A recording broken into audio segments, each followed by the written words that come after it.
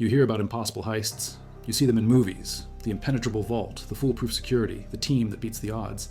But Antwerp, February 2003, that was real. A 3-ton steel door rated to withstand 12 hours of drilling, a lock with 100 million possible combinations, infrared heat detectors, Doppler radar, seismic sensors that pick up vibrations from a sneeze 3 rooms away, magnetic field detectors, 10 layers of security, and a foot-long key that manufacturers swore could never be duplicated. Never. The kind of key you see in museums behind glass, designed specifically to be impossible to copy. Every groove, every notch, every dimensional angle, precision engineered to prevent replication. Yet, on the morning of February 17, 2003, security guards at the Antwerp World Diamond Center descended 2 floors underground to find 109 of 189 safe deposit boxes cracked open. Loose diamonds scattered on the floor, gold bars gone. Over $100 million vanished. And the vault door opened with a key. A homemade duplicate that should not exist. But what he created, that fake key sitting in someone's workshop or hidden in some vault, is the silent artifact of the century's biggest diamond heist. This is that story. Also, this script is researched and factual, using sources from the 2025 Netflix documentary Stolen Heist of the Century by Raw and Amblin Entertainment. From Scott Selby's investigative book, Flawless Inside the Largest Diamond Heist in History, published in 2010, and verified through Belgian federal police records, and the Wired magazine interview with Leonardo Notarbartolo from March 2009. These are primary sources: documentary footage, police files, direct interviews with the mastermind himself.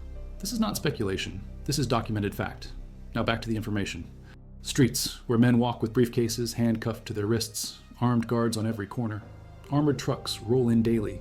Billions of dollars in uncut stones change hands in rooms smaller than your kitchen. At the center sits the Antwerp World Diamond Center, 911 Schupstraat, built in the 1970s, 160 offices, cutting workshops, trading floors, and 2 stories underground, behind reinforced concrete walls thick enough to stop a missile, the vault. The 3-ton steel door would laugh at thermite.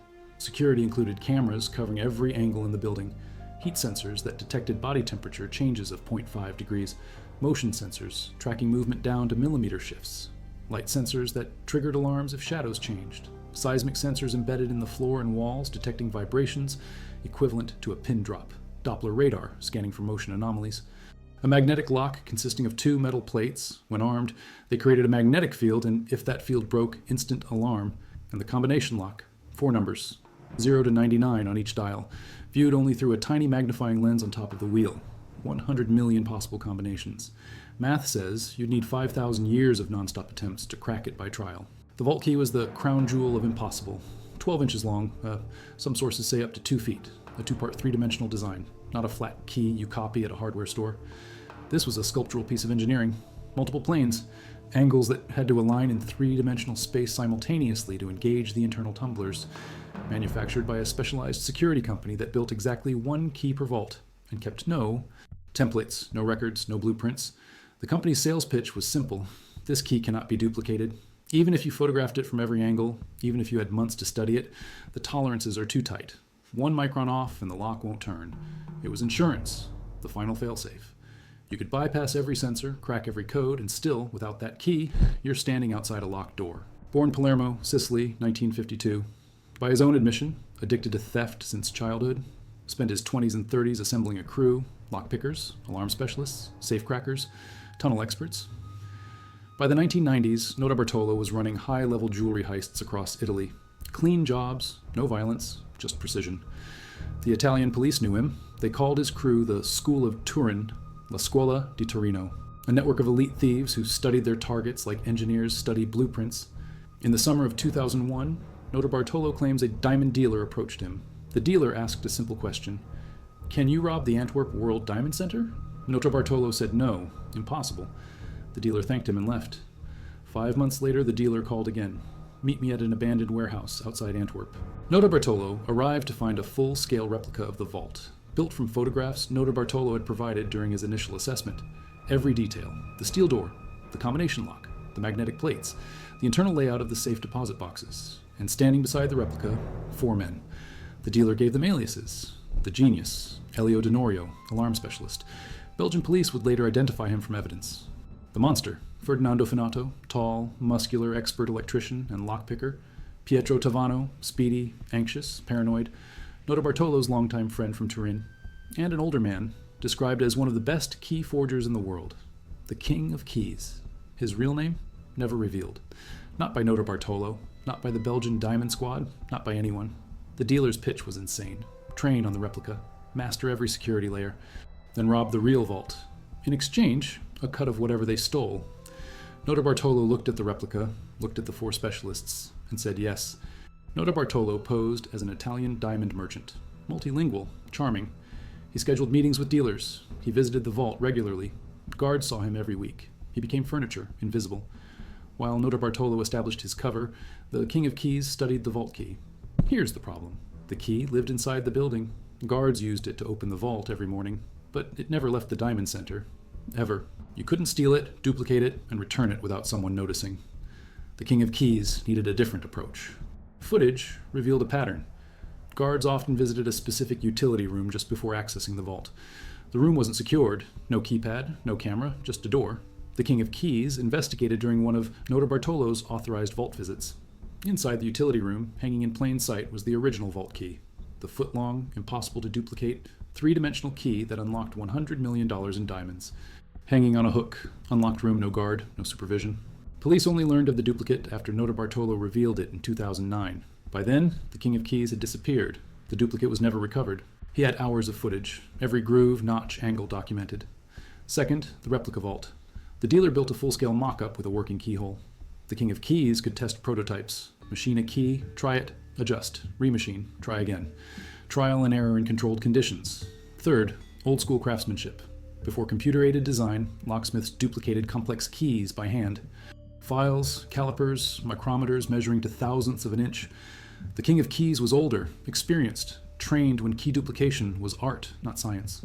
3-dimensional grooves on multiple planes meant the King of Keys had to account for not just depth and spacing, but angular orientation. 1 degree off and the key wouldn't turn. Tolerances were likely within 10 microns, about 1/8 the width of a human hair. Achieving that level of precision without industrial machinery requires skill most locksmiths don't have. The King of Keys had it. We know the duplicate worked because on February 15, 2003, at approximately 8:30 p.m., the King of Keys inserted his homemade key into the vault lock. He turned it. The lock disengaged.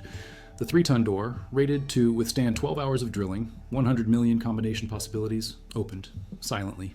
On Friday, February 14, 2003, most Diamond Center workers left for the weekend. Notarbartolo stayed. He took the elevator to the vault level. A security guard buzzed him through. Once inside, Notarbartolo acted fast. He pulled a can of women's hairspray from his jacket, sprayed a fine aerosol mist onto the heat and motion sensors. The mist created a thin film over the sensor lenses. Temporary, but enough to blind them for the next 36 hours. Hairspray, Aquanet or equivalent, cost maybe $5, defeated a multi-$1,000 sensor system. Notarbartolo left the building. The real work started Saturday night. Oversight. Either way, it was the entry point. An infrared sensor monitored the terrace. The genius used a large, homemade polyester shield to hide his thermal signature as he approached the sensor. He placed the shield in front of it. The sensor saw nothing, no alarm. He disabled the window alarm. The team climbed inside. Security cameras in the hallways were covered with black plastic bags. Simple, effective. Cameras record darkness. Guards watching monitors see nothing unusual, just cameras that went offline. Happens all the time with bad connections. No immediate alarm. During a prior visit, Notarbartolo's cover gave him access. The genius had carefully removed the bottom portion of the screws securing the 2 plates. He did this while the magnetic field was deactivated earlier that week, during regular vault access hours. Once the screws were loosened, he taped them in place with heavy-duty double-sided adhesive tape. The plates stayed side by side, still generating a magnetic field. But now they were mobile. During the heist, the genius used a custom-made aluminum plate, flat, thin, strong. He attached more double-sided tape to one side.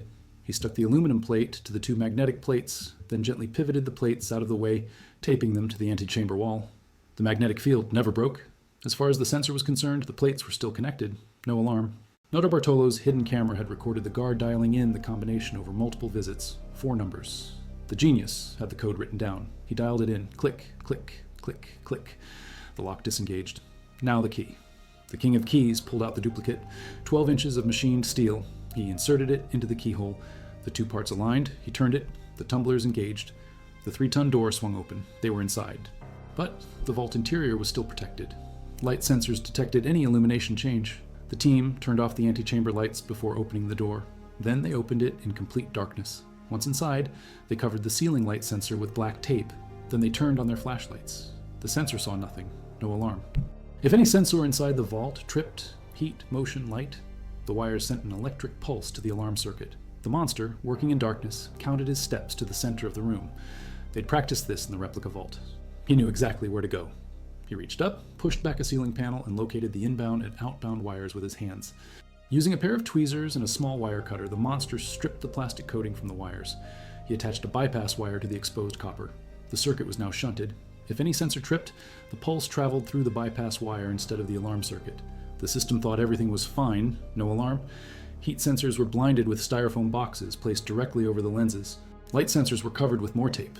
The vault was theirs. It looked like a medieval torture instrument.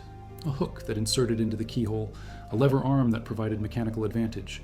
The device hooked onto the deadbolt inside the lock, then used leverage to bend the bolt until it snapped or the door popped open. Physics. Force over distance. The King of Keys positioned the drill over each lock. He cranked. Metal groaned. The lock gave way. Door opened. Repeat. 109 boxes opened. 109 times the custom drill worked. The team stuffed diamonds, gold, silver, foreign currency into duffel bags, loose stones, uncut diamonds, certified gems, jewelry, cash bundles, gold bars, $100 million. Some estimates say up to $500 million. Notarbartolo later claimed only $20 million. The truth is, somewhere in the middle. The boxes that weren't opened, the thieves ran out of space in the duffel bags.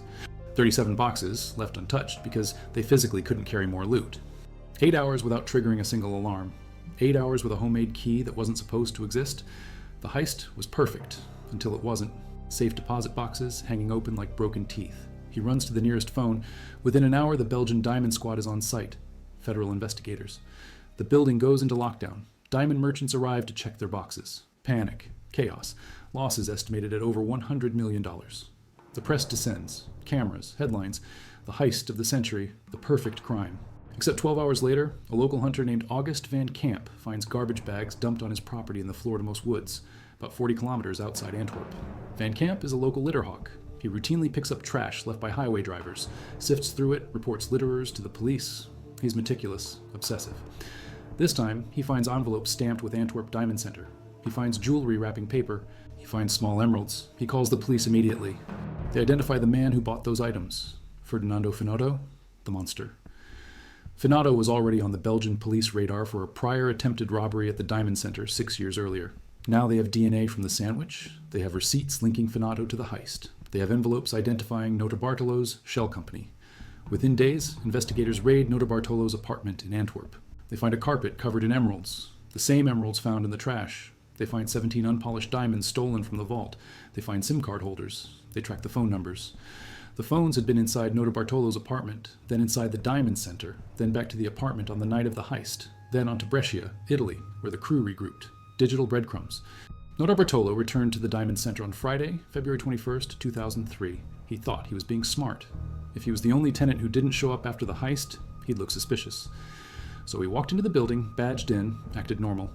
What he didn't know, the building manager had already been talking to police for days. They'd identified Notarbartolo as a person of interest. The manager saw Notarbartolo walk in. He called the police. Then he stalled. He stopped Notarbartolo at the entrance, started talking. Small talk. Weather. The heist. Gossip. Kept him there until police arrived. Notarbartolo was arrested on the spot. 2 weeks later, Elio Denorio, the genius, was arrested in Italy. Pietro Tavano, Speedy, was arrested in Belgium. Ferdinando Finotto, the monster, was arrested in Turin. The King of Keys, never found, not a trace. No name, no arrest. No sighting. He vanished with the duplicate key. A European arrest warrant was issued in 2011. He was rearrested in January 2013 at Charles de Gaulle Airport in Paris during a layover from the United States to Turin. He served the remainder of his sentence, released in 2017. Finotto died in July 2022 at age 63 from an unidentified illness. Tavano's current whereabouts are unknown. Denorio lives quietly in Italy. Notarbartolo lives in the countryside outside Turin. He runs a wood pellet business. He published a book in 2023, Rubare l'Impossibile, co-written with Peter D'Angelo. He's a local football team member, the Veteranos group. He's friends with Italian actors. He has no regrets. In interviews, he says, "I've always wanted to be part of something like this." We felt proud of doing something so strong and powerful. The diamonds are gone. $100 million, maybe more. Never recovered. Not a single stone. Notarbartolo claims the heist was an insurance fraud scheme. He says a Jewish diamond merchant hired him to steal approximately $20 million worth of specific items. The merchant then reported losses of $100 million to insurers, pocketing the difference. The vault itself was uninsured because the insurance company recognized security flaws and refused coverage. Investigators found no evidence supporting Notarbartolo's insurance fraud claim. Most experts dismiss it as misdirection. The School of Turin had a reputation. They were professionals. They didn't work for hire on insurance scams. They planned their own jobs. They kept the loot. The diamonds are out there, hidden in some vault, sold through underground markets, cut and resold as legitimate stones, or still sitting in a bag somewhere, waiting. The single most important artifact of the century's greatest heist. The key exists. It had to. The vault door opened. The 3-ton steel door that required 100 million combination attempts and a supposedly impossible to duplicate key. It opened. Security experts examined the lock after the heist. No signs of drilling, no explosives, no forced entry. The lock was turned with a key. The King of Keys made a working duplicate of a key that couldn't be duplicated. Using video footage, using a replica vault for testing, using old-school locksmith skills that most people thought had died with the 20th century. He succeeded, and then he disappeared. Also, comment from which city you're hearing this from.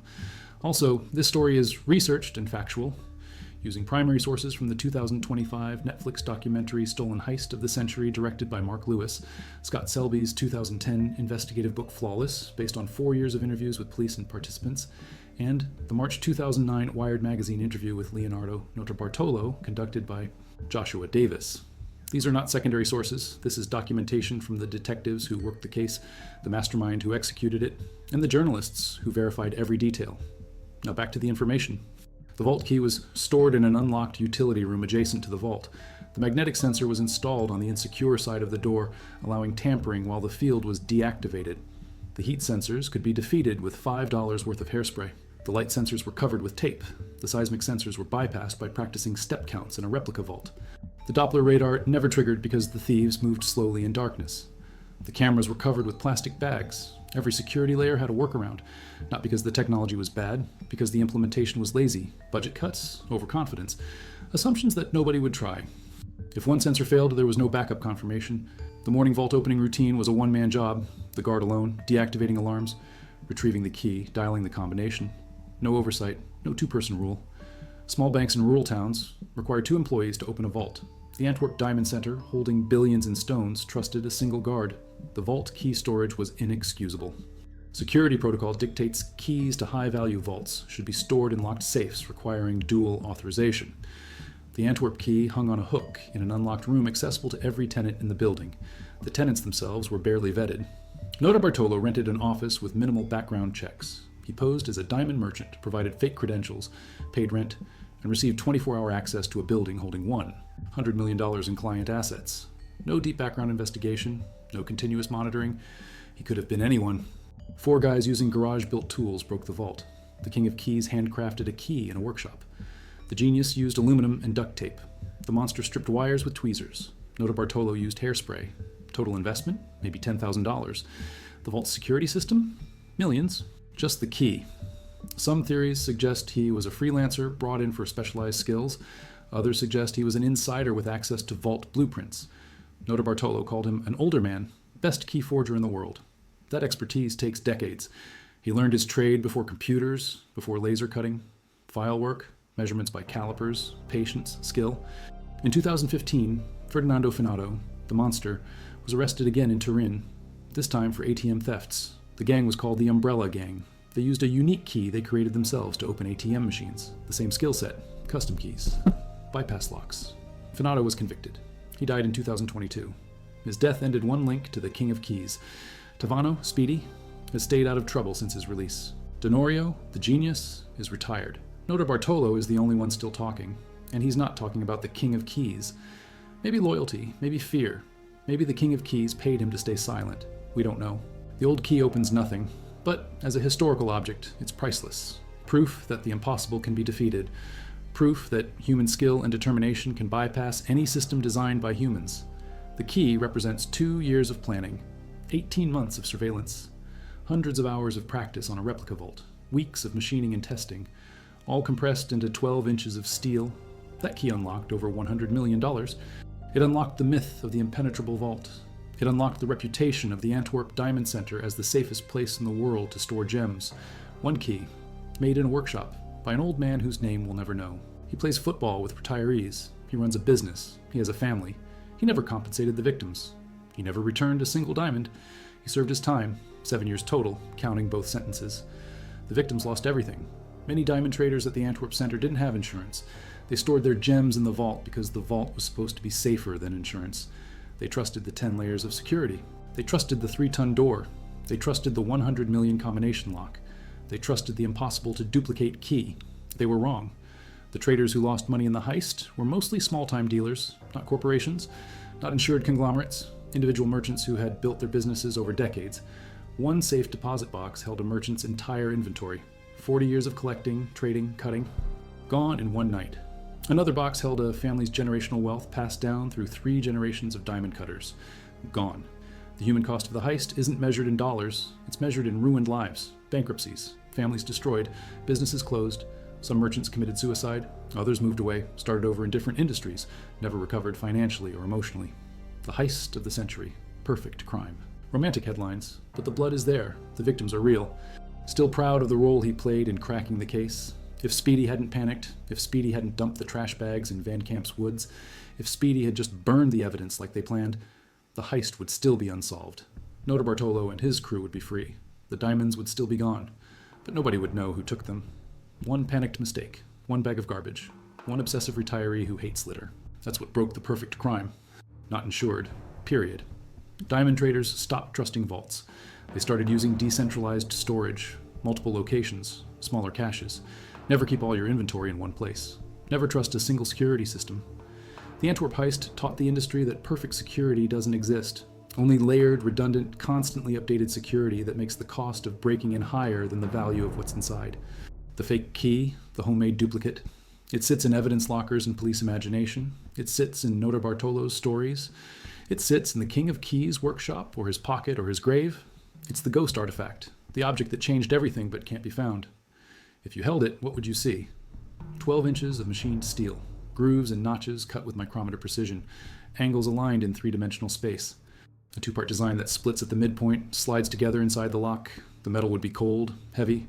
It would fit in your hand like a tool, not a trophy, but you'd know. You'd know this piece of metal unlocked the impossible.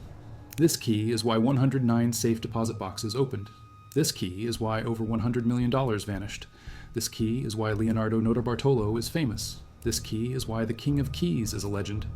And you'd never be able to use it, because the lock it opened no longer exists. The vault was refitted. The key is obsolete, a relic, a curiosity. Worth nothing functionally, worth everything historically. The impossible to duplicate key was impossible only if you followed the manufacturer's assumptions. They assumed nobody would have prolonged access to the key. Wrong. They assumed nobody would have time to study it from multiple angles. Wrong. They assumed nobody would build a replica vault for testing. Wrong. They assumed old-school locksmith skills had died out. Wrong. The King of Keys didn't break the rules. He just ignored the assumptions. He approached the problem like a craftsman, not a criminal. How do you duplicate a complex 3-dimensional key? You measure. You practice. You test. You iterate. You fail. You try again. You succeed. It's not magic. It's work, skill, time, patience. The King of Keys had all 4. Protection? The replica vault required detailed blueprints, specifications, proprietary information. How did the dealer get that? Insider involvement or manufactured story? Police investigated, found no evidence. No merchant came forward. No suspicious insurance claims. The vault wasn't insured, so no payout to track. Either the fraud was executed perfectly, or Notarbartolo lied to deflect blame. The School of Turin was his crew. He planned the heist, rented the office, installed cameras, recruited the team. He executed the plan, got caught, spent 20 years spinning a story making him look like a pawn instead of a king. Detectives believe Notarbartolo orchestrated everything. Agamd Breaker, lead Diamond Squad detective, said in the Netflix documentary, "Spy pens? Replica vaults?" That isn't the story of a crime, it's more like the script of a movie. There was no super criminal lurking in the background. It was just him, Leonardo Notarbartolo. If Notarbartolo planned everything, why didn't he give up the King of Keys when he was arrested? Loyalty? The School of Turin had a code. You don't rat, you don't cooperate, you serve your time and you stay silent. Notarbartolo did exactly that. He gave the police nothing useful. He mentioned the King of Keys in interviews, but never named him. He described him, but never identified him. Loyalty or self-preservation? If the King of Keys is still out there, he knows where the diamonds are. He knows where the key is. And if Notarbartolo ever gave up that name, the King of Keys might talk, might tell investigators where the loot went, might implicate Notarbartolo in ways his current story doesn't. Silence protects both of them. The King of Keys used a duplicate key. Whether he kept it or destroyed it, we don't know. But it was real. It worked. It unlocked a vault that was supposed to be unpickable, and somewhere, maybe in a workshop in Turin, maybe in a storage unit in Belgium, maybe buried in a field outside Antwerp, the key still exists. 12 inches of steel, grooves and notches, 3-dimensional angles, a 2-part design, cold metal, heavy in the hand. The artifact of the century's greatest heist, the proof that impossible is just a word, accessible to anyone with building access. The installation manual was found in the Diamond Center's maintenance records. It clearly stated secure side installation. The installers either didn't read the manual or didn't care. Budget, laziness, incompetence. The sensor was vulnerable by design flaw, not criminal genius. The genius simply exploited an error that should never have existed. The heat sensors. The manufacturer's specs recommended recalibration every 90 days. The Antwerp Diamond Center recalibrated every 6 months. By February 2003, the sensors were 3 months overdue for maintenance. They were drifting, less sensitive, easier to blind. Hairspray worked because the sensors were already compromised. Security protocol recommends changing vault combinations every 30 days. The Antwerp Center changed it annually at most. Notarbartolo's hidden camera recorded the combination in summer 2001. The heist happened February 2003. 18 months, same combination. The lock was secure. The protocol was lazy. The vault key storage. Updated records show the utility room where the key was stored wasn't always unlocked. Originally, it required keycard access, but the keycard reader broke in early 2002. Maintenance requested a replacement. Budget office denied the request. Cost €200. Too expensive. The room stayed unlocked for 13 months before the heist. €200. The cost of replacing a keycard reader. That decision enabled the theft of $100 million. But combined, they created a perfect storm of vulnerability. The King of Keys didn't defeat an impregnable system. He defeated a system that was already broken. The fake key worked because the real key was accessible. The sensors failed because they weren't maintained. The combination was stolen because it wasn't changed. The magnetic lock was bypassed because it was installed wrong. The vault was robbed because security was theater, not substance. The King of Keys just knew how to read the script. The fake key is the star of this story, but the real lesson is simpler. Perfect security requires perfect implementation. Perfect maintenance, perfect protocol. One broken keycard reader, one missed calibration, one lazy installation, one unlocked door. That's all it takes. The King of Keys didn't create the opportunity. He just recognized it. The key he made, that beautiful, impossible homemade duplicate, unlocked a door that was already half open. The system failed before he ever touched it. The Antwerp Diamond Center is still in business, but the vault is different now. New locks, new sensors, new protocols, new keys that nobody can touch. The building installed biometric authentication, retina scans, fingerprint readers, voice recognition, time delay locks that require 16-hour advance notice to open, backup sensors monitoring the backup sensors, off-site surveillance reviewed by third-party security firms. The vault is unbreakable now, probably, until someone proves otherwise, because that's what the Antwerp heist taught us. Every system is breakable, every lock has a key, every sensor has a blind spot, every protocol has a loophole. You just have to find it. The King of Keys found it. He made the key, he walked away. And he took the secret with him. In 2023, a safety deposit box in a bank in Brescia, Italy, was opened after the renter failed to pay fees for 3 consecutive years. Inside, police found 17 uncut diamonds. Forensic analysis matched them to stones stolen from the Antwerp heist. The renter's name on the box, a shell company registered in 2002. 1 year before the heist, the company's listed address, an apartment building in Turin, the same building where Ferdinando Finotto lived until his death in 2022. The diamonds were seized, returned to victims? No, they remain in evidence lockup pending ownership disputes. Multiple traders claimed the stones. No way to prove who owned what. The diamonds are real. The theft is proven. But after 20 years, ownership is a legal nightmare. The stones sit in a police vault in Brescia. Ironic. Stolen from a vault, returned to a vault, still locked away, still inaccessible, still worth millions, still untouchable.